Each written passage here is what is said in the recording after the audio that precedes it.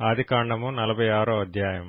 అప్పుడు ఇశ్రాయేలు తనకు కలిగినదంతయు తీసుకొని ప్రయాణమై బెయేర్షెబాకు వచ్చి తన తండ్రి అయిన ఇస్సాకు దేవునికి బలులనర్పించెను. అప్పుడు రాత్రి దర్శనములయందు దేవుడు యాకోబు యాకోబు అని ఇశ్రాయేలును పిలిచెను. అందుకతడు చిత్తము ప్రభువా అనెను. ఆయన, నేనే దేవుడను, నీ తండ్రి దేవుడను, ఐగుప్తునకు వెళ్ళుటకు భయపడకుము, అక్కడ నిన్ను గొప్ప జనముగా చేసెదను, నేను ఐగుప్తునకు నీతో కూడా వచ్చెదను, అంతేకాదు నేను నిశ్చయముగా నిన్ను తిరిగి తీసుకుని వచ్చెదను. యోసేపు నీ కన్నుల మీద తన చెయ్యి ఉంచునని సెలవీయగా యాకోబు లేచి బెయేర్షెబా నుండి వెళ్ళెను. ఫరో అతన్ని నెక్కించి తీసుకుని వచ్చుటకు పంపిన బండ్ల మీద ఇశ్రాయేలు కుమారులు తమ తండ్రి అయిన యాకోబును, తమ పిల్లలను, తమ భార్యలను ఎక్కించిరి. వారు అనగా యాకోబును అతని యావత్తు సంతానమును తమ పశువులను తాము కనానులో సంపాదించిన సంపద యావత్తును తీసుకుని ఐగుప్తునకు వచ్చిరి. అతడు తన కుమారులను, తన కుమారుల కుమారులను, తన కుమార్తెలను, తన కుమారుల కుమార్తెలను, తన యావత్తు సంతానమును ఐగుప్తునకు తనతో కూడా తీసుకుని వచ్చెను. యాకోబును అతని కుమారులను ఐగుప్తునకు వచ్చిరి. ఇశ్రాయేలు కుమారుల పేర్లు ఇవే. యాకోబు జ్యేష్ఠ కుమారుడు రూబేను. రూబేను కుమారులైన హనోకు, పల్లు, హెస్రోను, కర్మి. షిమ్యోను కుమారులైన యెమూయేలు, యామీను, ఓహదు, యాకీను, సోహరు, కనానీయురాలి కుమారుడైన షాపూలు. లేవి కుమారులైన గెర్షోను, కహాతు మెరారి. యూదా కుమారులైన ఏరు, ఓనాను, షేలా, పెరెసు, జెరహు. ఆ ఏరును ఓనానును కనాను దేశంలో చనిపోయిరి. పెరెసు కుమారులైన హెస్రోను, హామూలు.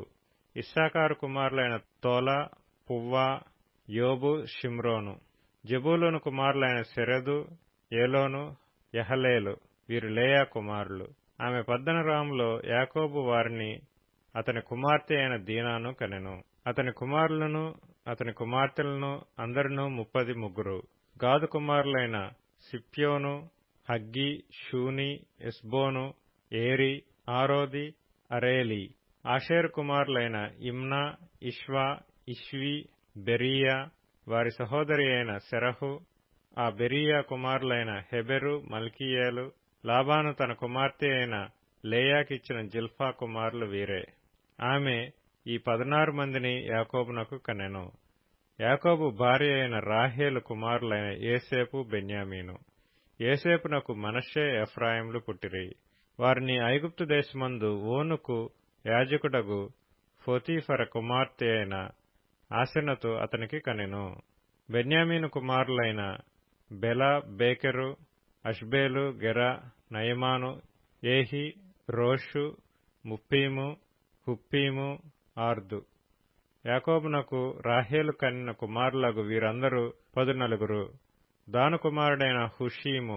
నఫ్తాలి కుమారులైన యహసేలు, గూని, యేసెరు, షిల్లేము. లాబాను తన కుమార్తె అయిన రాహేలునకు ఇచ్చిన బిల్హా కుమారులు వీరే. ఆమె వారిని యాకోబునకు కనెను. వారందరూ 7. యాకోబు కోడండ్రును వినాయించి అతని గర్భవాసమున పుట్టి యాకోబుతో ఐగుప్తునకు వచ్చిన వారందరూ 66. ఐగుప్తులో అతనికి పుట్టిన యోసేపు కుమారులిద్దరు. ఐగుప్తునకు వచ్చిన యాకోబు కుటుంబపు వారందరూ 70 మంది. అతడు గోషెనుకు త్రోవ చూపుటకు యోసేపు నొద్దకు తనకు ముందుగా యూదాను పంపెను. వారు గోషెను దేశమునకు రాగా యోసేపు తన రథమును సిద్ధము చేయించి తన తండ్రి అయిన ఇశ్రాయేలును ఎదుర్కొంటకు గోషెనుకు వెళ్లి అతనికి కనబడెను. అప్పుడతడు అతని మెడ మీద పడి అతని మెడ పట్టుకొని ఎంతో ఏడ్చెను. అప్పుడు ఇశ్రాయేలు యోసేపుతో, నీవింకా బ్రతికియున్నావు, నీ ముఖము చూచితిని గనుక నేనికను చనిపోవుదునని చెప్పెను. యోసేపు తన సహోదరులను తన తండ్రి కుటుంబపు వారిని చూచి, నేను వెళ్లి ఇది ఫరోకు తెలియజేసి కనాను దేశంలో ఉండిన నా సహోదరులను నా తండ్రి కుటుంబపు వారును నా యొద్దకు వచ్చిరి. ఆ మనుషులు పశువులు గలవారు, వారు గొర్రెల కాపరులు. వారు తమ గొర్రెలను పశువులను తమకు కలిగినదంతయు తీసుకుని వచ్చిరని అతనితో చెప్పెదను. గొర్రెల కాపరి అయిన ప్రతివాడు ఐగుప్తీయులకు హేయుడు గనుక ఫరో మిమ్మను పిలిపించి మీ వృత్తి ఏమిటని అడిగిన ఎడల మీరు గోషెను దేశమందు కాపురముండునట్లు మా చిన్నతనం నుండి ఇదివరకు నీ దాసులమైన మేమును మా పూర్వీకులను పశువులు గలవారమై ఉన్నామని ఉత్తరమీయుడని చెప్పెను. ఆదికాండము 47వ అధ్యాయము. యోసేపు వెళ్లి ఫరోను చూచి, నా తండ్రియు నా సహోదరులను వారి గొర్రెల మందలతోనూ వారి పశువులతోనూ వారికి కలిగినదంతటితోనూ కనాను దేశము నుండి వచ్చి గోషెనులోనున్నారని తెలియజేసి తన సహోదరులందరిలో 5 వెంటబెట్టుకుని పోయి వారిని ఫరో సమక్షమందు ఉంచెను. ఫరో అతని సహోదరులను చూచి మీ వృత్తి ఏమిటని అడిగినప్పుడు వారు నీ దాసులమైన మేమును మా పూర్వీకులను గొర్రెల కాపరులమని ఫరోతో చెప్పిరి. మరియు వారు కనాను దేశమందు కరువు భారముగా ఉన్నందున నీ దాసులకు కలిగియున్న మందలకు మేత లేదు కనుక ఈ దేశములో కొంతకాలముండుటకు వచ్చితిమి. కాబట్టి గోషెను దేశంలో నీ దాసులు నివసింప సెలవిమ్మని ఫరోతో అనగా, ఫరో యోసేపును చూచి, నీ తండ్రియు నీ సహోదరులను నీ యొద్దకు వచ్చియున్నారు. ఐగుప్తు దేశము నీ ఎదుట ఉన్నది. ఈ దేశంలోని మంచి ప్రదేశమందు నీ తండ్రిని నీ సహోదరులను నివసింపచేయము. గోషెను దేశంలో వారు నివసింపవచ్చును. వారిలో ఎవరైనా ప్రజ్ఞ గలవారని నీకు తోచిన ఎడల నా మందల మీద వారిని అధిపతులుగా నియమించుమని చెప్పెను. మరియు యోసేపు తన తండ్రి అయిన యాకోబును లోపలికి తీసుకుని వచ్చి ఫరో సమక్షమందు అతని నుంచగా యాకోబు ఫరోను దీవించెను.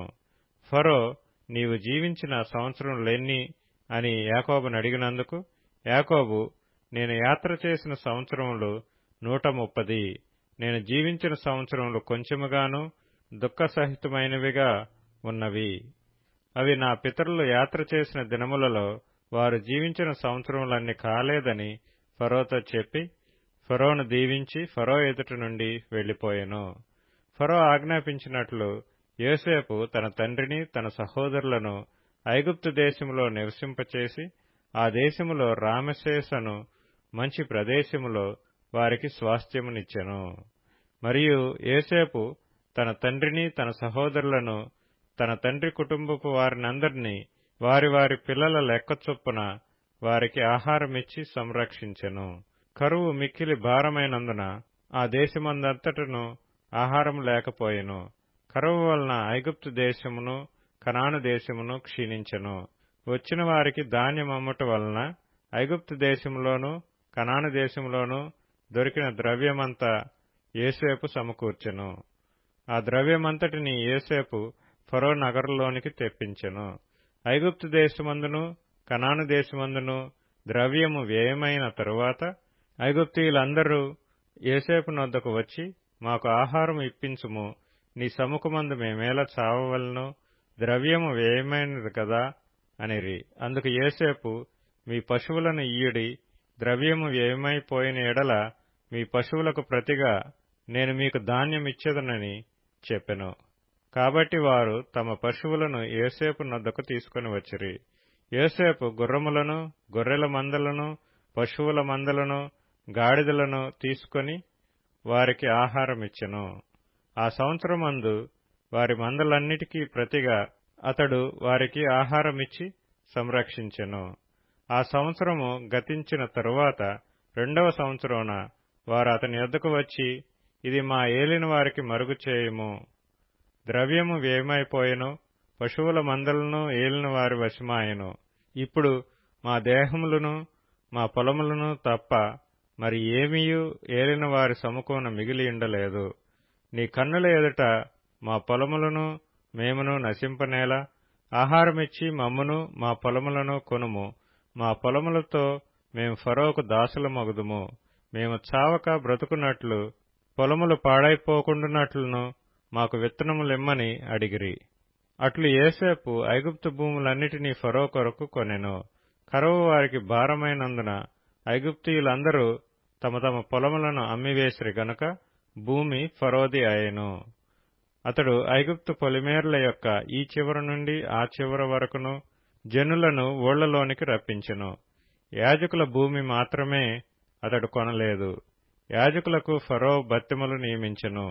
ఫరో ఇచ్చిన బత్తెముల వలన వారికి భోజనము జరిగెను గనుక వారు తమ భూములను అమ్మలేదు. యోసేపు, ఇదిగో నేడు మిమ్మును మీ భూములను ఫరో కొరకు కొనియున్నాను. ఇదిగో మీకు విత్తనములు, పొలములలో విత్తుడి. పంటలలో 5వ భాగము మీరు ఫరోకు ఇయ్యవలెను. 4 భాగములు పొలములలో విత్తుటకును, మీకును మీ కుటుంబపు వారికిని ఆహారమొగటుకును, మీ పిల్లలకు ఆహారమునకును మీవై యుండునని ప్రజలతో చెప్పగా, వారు, నీవు మమ్ము బ్రతికించితివి, ఏలిన వారి కటాక్షము మా మీద నుండనిమ్ము, ఫరోకు దాసులమొగుదుమని చెప్పిరి.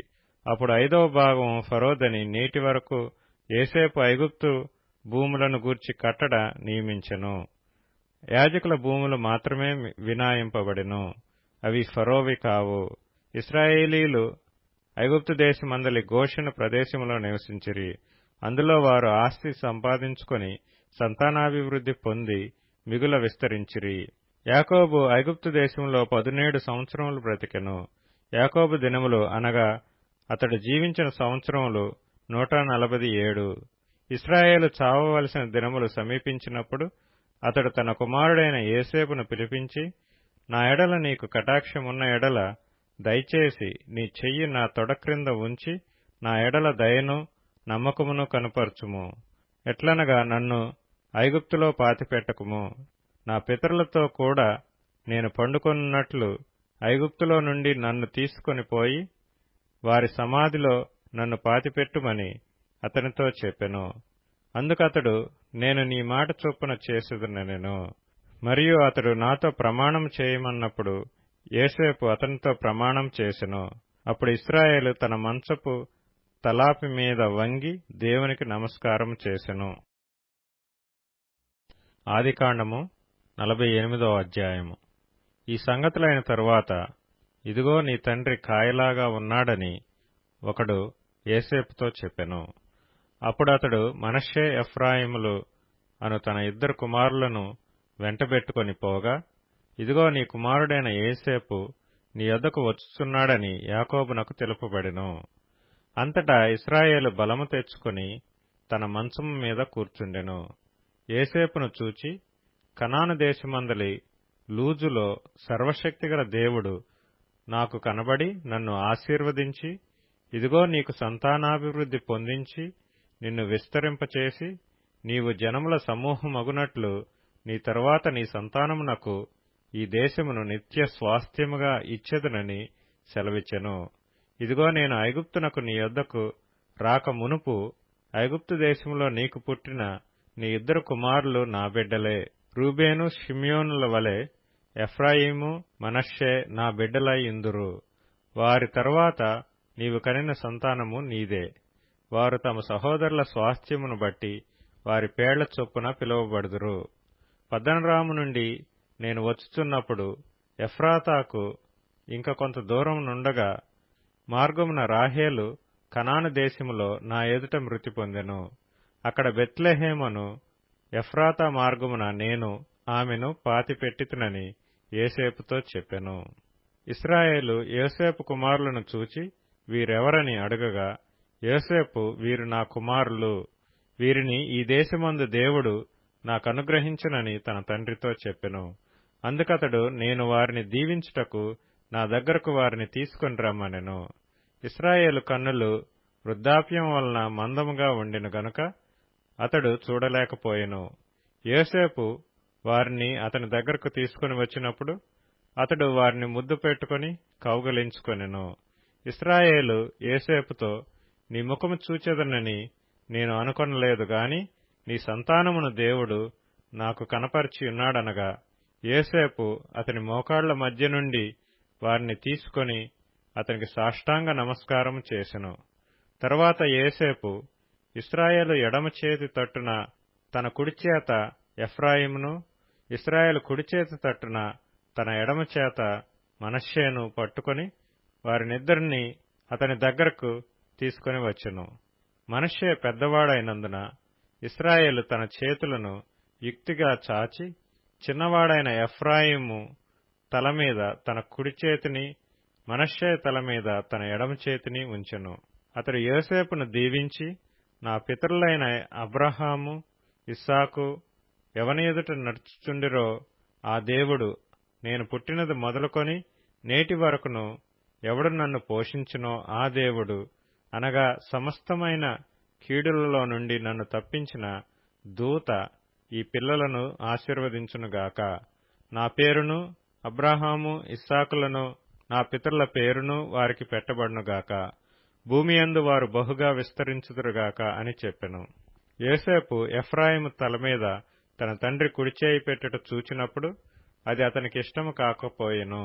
గనుక అతడు మనష్షే తల మీద పెట్టించవలనని తన తండ్రి చెయ్యి ఎఫ్రాయిము తల మీద నుండి ఎత్తి, నా తండ్రి, అట్లు కాదు, ఇతడే పెద్దవాడు, నీ కుడిచెయ్యి ఇతని తల మీద పెట్టుమని చెప్పెను.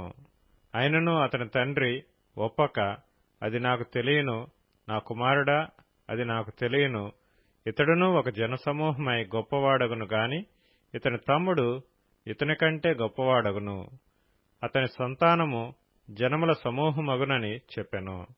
ఆ దినమందు అతడు వారిని దీవించి, ఎఫ్రాయిము వలెను మనష్షే వలెను దేవుడు నిన్ను చేయునుగాకని ఇశ్రాయేలీలు నీ పేరు చెప్పి దీవించెదరనెను. అలాగు అతడు మనష్షే కంటే ఎఫ్రాయిమును ముందుగా ఉంచెను. మరియు ఇశ్రాయేలు, ఇదిగో నేను చనిపోవచున్నాను, అయినను దేవుడు మీకు తోడయుండి మీ పితరుల దేశమునకు మిమ్మును మరలా తీసుకొని పోవను. నేను నీ సహోదరుల కంటే నీకు ఒక భాగము ఎక్కువగా ఇచ్చితిని, అది నా కత్తితోనూ నా వింటితోనూ అమోరీయుల చేతిలో నుండి తీసుకొంటినని యోసేపుతో చెప్పెను. ఆదికాండము 49వ అధ్యాయము. యాకోబు తన కుమారులను పిలిపించి ఇట్లనెను, మీరు కూడి రండి, అంత్యదినములలో మీకు సంభవింపబో సంగతులను మీకు తెలియజేసెదను. యాకోబు కుమారులారా, కూడివచ్చి ఆలకించుడి, మీ తండ్రి అయిన ఇశ్రాయేలు మాట వినుడి.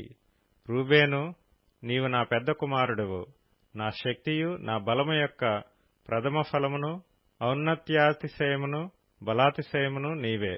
నీళ్లవలే చంచలుడువై నీవు అతిశయం పొందవు. నీ తండ్రి మంచము మీదకెక్కితివి, దానిని అపవిత్రం చేసితివి. అతడు నా మంచము మీదకెక్కెను. షిమ్యోను, లేవి అనువారు సహోదరులు, వారి ఖడ్గములు బలాత్కారపు ఆయుధములు. నా ప్రాణమా, వారి ఆలోచనల్లో చేరవద్దు. నా ఘనమా, వారి సంఘముతో కలుసుకొనవద్దు. వారు కోపం వచ్చి మనుషులను చంపిరి, తమ స్వేచ్ఛ చేత ఎద్దుల గుదికాలి నరములను తెగగొట్టిరి. వారి కోపము వేండ్రమైనది, వారి ఉగ్రతయు కఠినమైనది. అవి శపింపబడును. యాకోబులో వారిని విభజించెదను, ఇశ్రాయేలులో వారిని చెదరగొట్టెదను.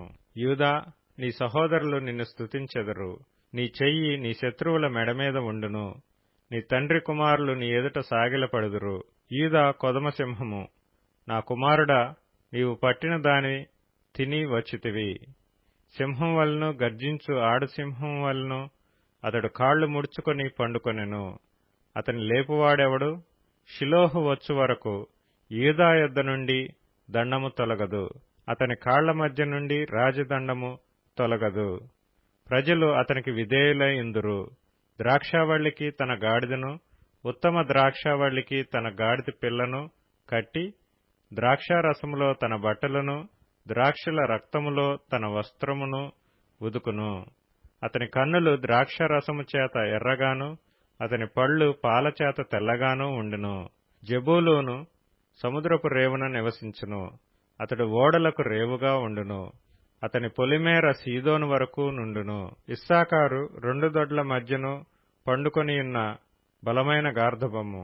అతడు విశ్రాంతి మంచిదొకటయు ఆ భూమి రమ్యమైనదొకటయు చూచిన గనుక అతడు మోయిటకు భుజము వంచుకొని వెట్టిచేయు దాసుడగును. దాను ఇశ్రాయేలు గోత్రికుల వలె తన ప్రజలకు న్యాయము తీర్చును. దాను త్రోవలో సర్పముగాను, దారిలో కట్లపాముగాను ఉండును. అది గుర్రపు మడిమలు కరుచును, అందువలన ఎక్కువాడు వెనుకకు పడును. యెహోవా, నీ రక్షణ కొరకు కనిపెట్టియున్నాను. బంటుల గుంపు గాదును కొట్టును, అతడు మడిమను కొట్టును. ఆషేరు నొద్ద శ్రేష్టమైన ఆహారము కలదు, రాజులకు తగిన మధుర పదార్థములను అతడిచ్చును. నఫ్తాలి విడువబడిన లేడి, అతడు ఇంపైన మాటలు పలుకును. యోసేపు ఫలించడి కొమ్మ, ఊట యొద్ద ఫలించడి కొమ్మ, దాని రెమ్మలు గోడ మీదకి ఎక్కి వ్యాపించును.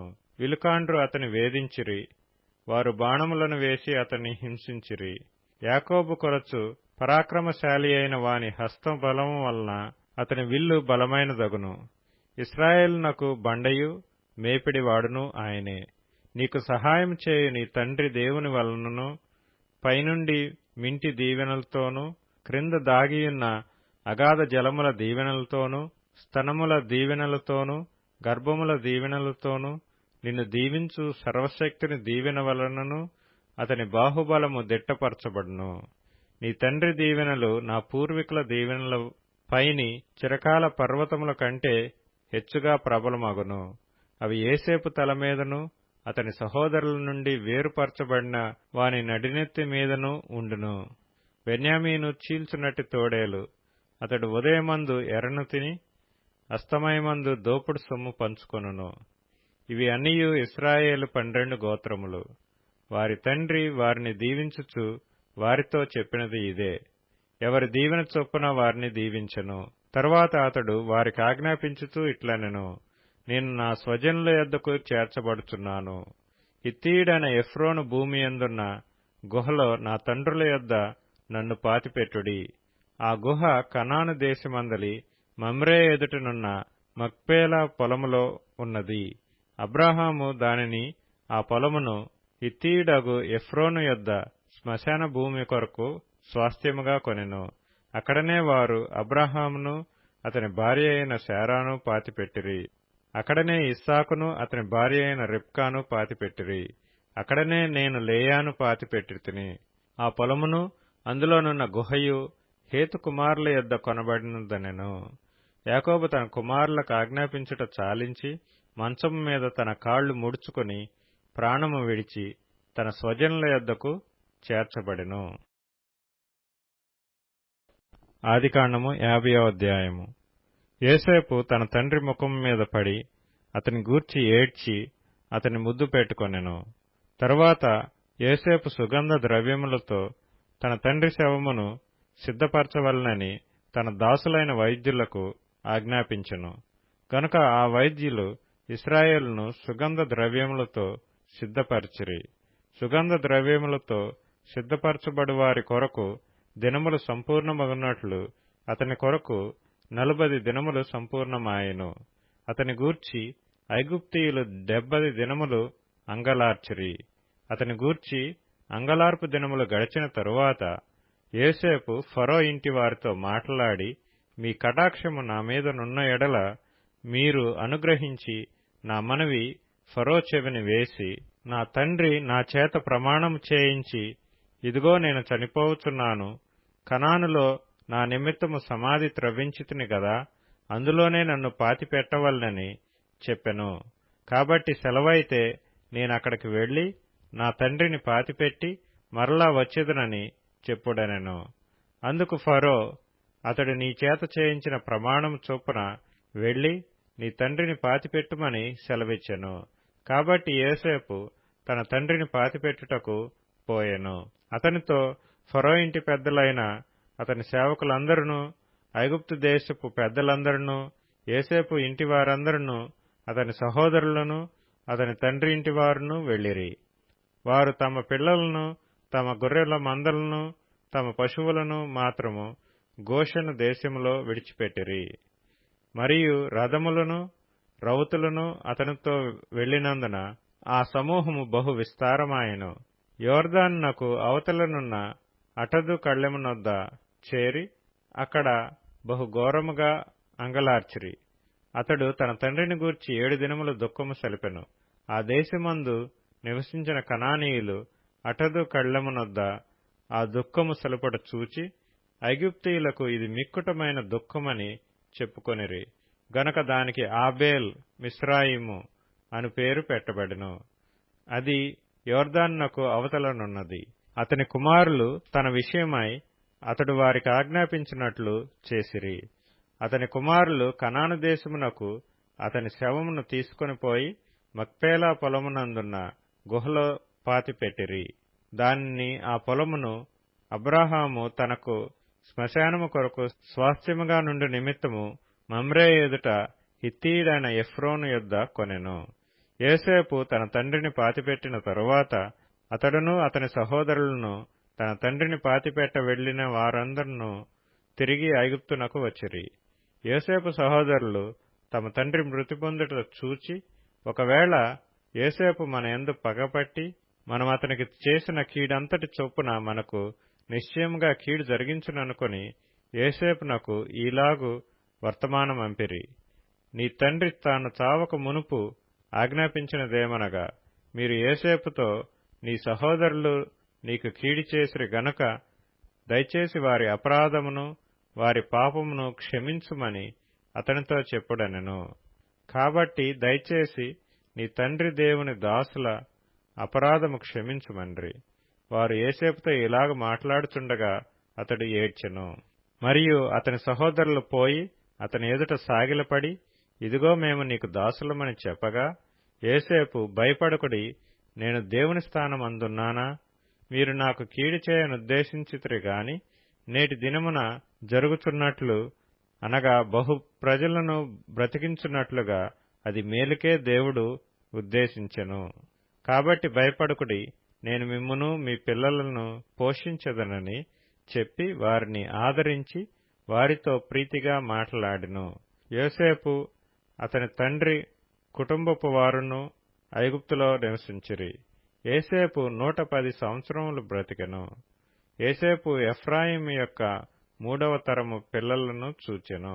మరియు మనష్షే కుమారుడైన మాకీరునకు కుమారులు పుట్టి యోసేపు ఒడిలో ఉంచబడిరి.